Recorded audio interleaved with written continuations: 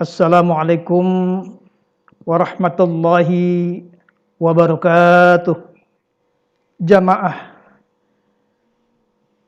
Majelis Khatam Quran Indonesia dan anggota Ikatan Persaudaraan Mubaligh dan Unmat yang dirahmati Allah Subhanahu wa taala.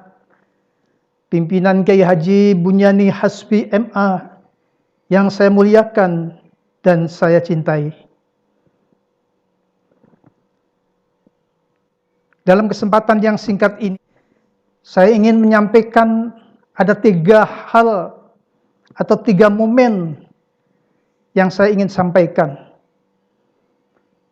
Pertama, sedihnya ditinggal Ramadan. Yang kedua, kita merasa bahagia karena puasanya insya Allah diterima oleh Allah dan mendapatkan anugerah al-muttaqin. Dan yang ketiga, kita merayakan hari yang suci, kembali suci di hari raya Idul Fitri. Baiklah, untuk lebih mendalami kita akan bahas satu persatu. Pertama, andaikan kalian tahu, pasti kalian akan menangis dan akan menyesal dikala kita ditinggalkan oleh Ramadan. Emangnya kenapa? Bagaimana tidak sedih ditinggal Ramadan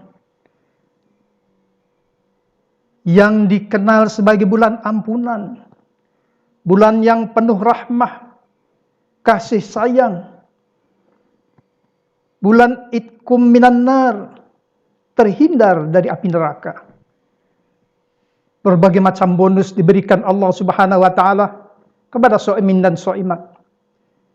Di dalamnya ada bonus malam kemuliaan yang disebut Lailatul Qadar. Tiada lagi perisai diri selama dia berpuasa. Dan tiada lagi pahala dilipat gandakan di dalam puasa bulan Ramadan. Juga di situ setan-setan dibelenggu, tidak dapat bebas menggoda. Namun kali ini, surga dan neraka siap menyambut siapa yang dikehendaki. Terlebih, para shaimin dan shaimat akan merasa rugi apabila dia selama bulan Ramadan tidak mendapatkan ampunan dari Allah Subhanahu wa taala. Sebagaimana Rasulullah sallallahu alaihi wasallam bersabda yang diriwayatkan oleh Ahmad dan disahihkan oleh Al-Hakim, Al-Dhahabi dan Al-Albani, yang berbunyi, "Raghima anfu 'abdin aw ba'uda dakhala 'alaihi Ramadhanu falam yughfar lahu." Kata Rasulullah sallallahu alaihi wasallam, celakalah seorang hamba yang mendapati bulan Ramadan, kemudian Ramadan berlalu seperti saat ini sebentar lagi, dalam keadaan dosa-dosanya tidak diampuni. Itulah betapa ruginya orang berpuasa namun tidak mendapatkan ampunan dari Allah Subhanahu wa taala. Kecuali orang yang berpuasa hingga memperoleh derajat al-muttaqin.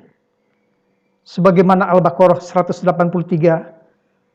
Allah Subhanahu wa taala berfirman, A'udzu billahi minasyaitonir rajim.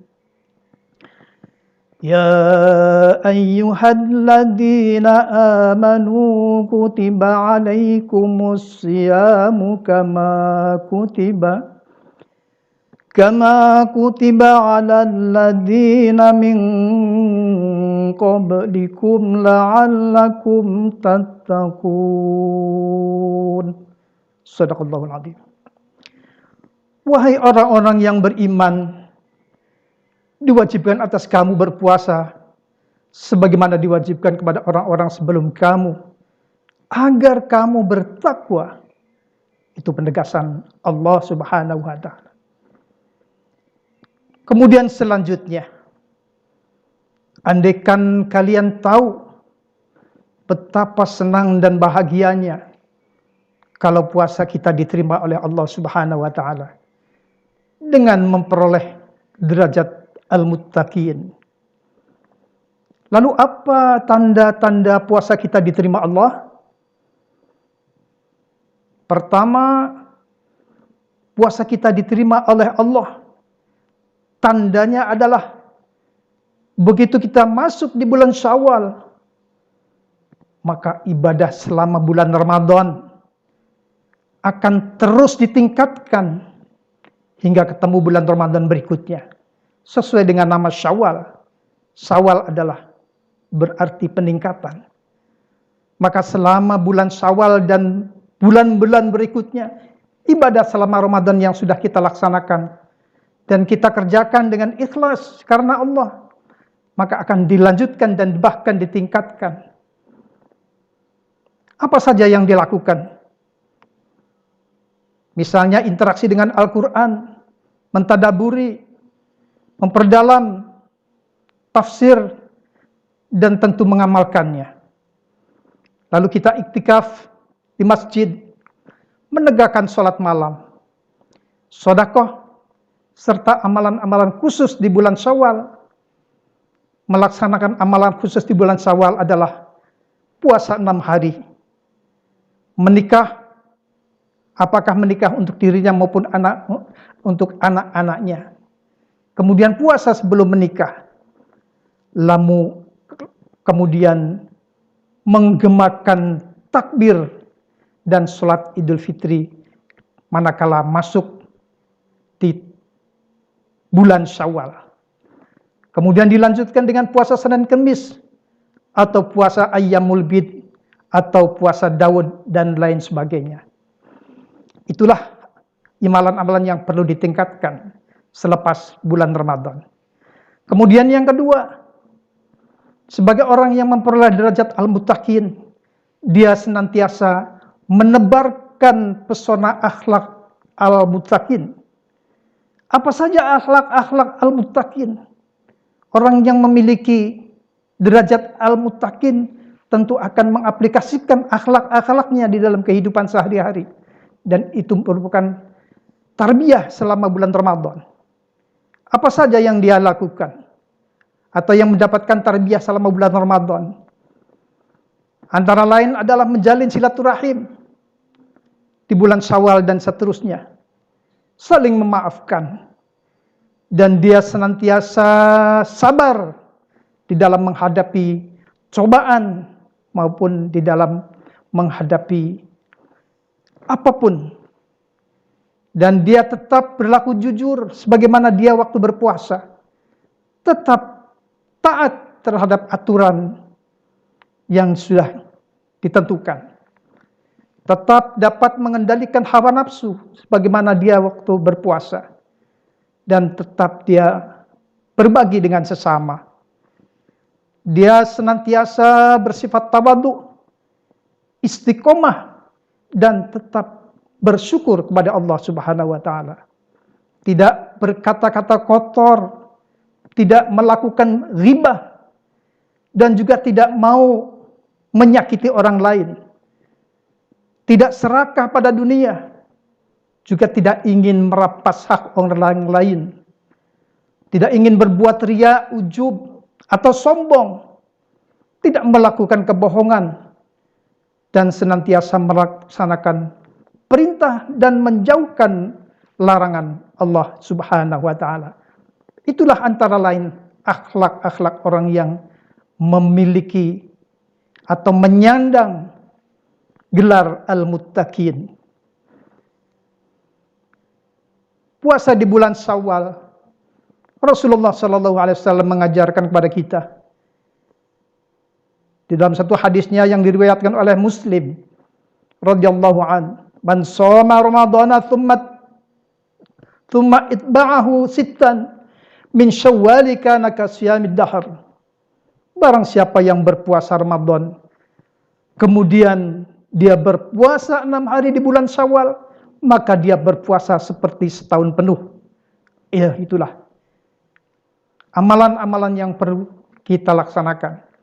Kemudian iktikaf, menikah, sebagaimana Rasulullah Sallallahu Alaihi Wasallam menikahi Aisyah radhiyallahu an itu di bulan Syawal.